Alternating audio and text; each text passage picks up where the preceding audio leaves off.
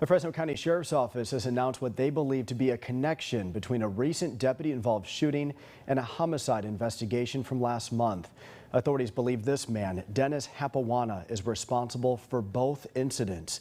CBS 47's Liv Johnson talked with officials today about the unexpected developments in this case. She joins us now live from the Sheriff's Office with what she is learning this evening. Liv.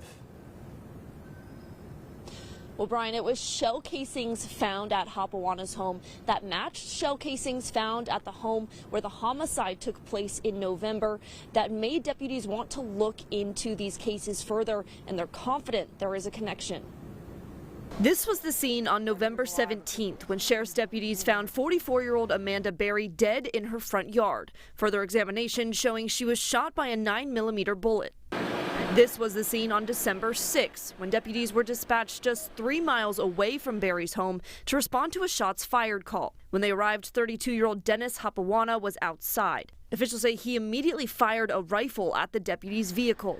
An hours-long standoff ensued in which Hapawana was ultimately shot and killed. There was no other option but for deputies to utilize lethal force. Inside Hapawana's home, deputies found an AR-10 rifle, 9mm handgun, and notebooks with anti-government messages. The weapons that he had were not legally purchased.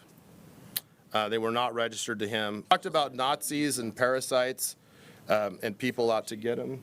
The messages found inside, similar to a note found on Berry's property on November 17th, right next to a damaged cell phone tower that they believe Hapawana was drilling into. We believe she had gone out there because she heard the grinding, because it was right outside of her residence.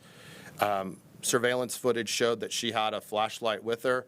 We believe that she confronted Dennis in the act of vandalizing the cell phone tower, and at that point he fired a round from the handgun, striking her, which ended up killing her.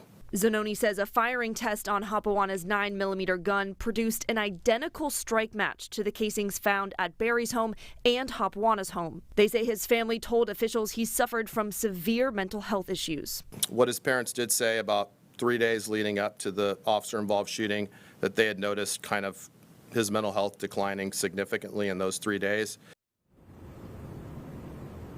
Zanoni says that Hapawana was involved in a major car crash about 10 years ago, and that's when his family says his mental health started to drastically decline, and he was diagnosed with Asperger's syndrome, and he never elected to seek treatment or get on medication. Live in Fresno, I'm Liv Johnson, CBS 47 Eyewitness News.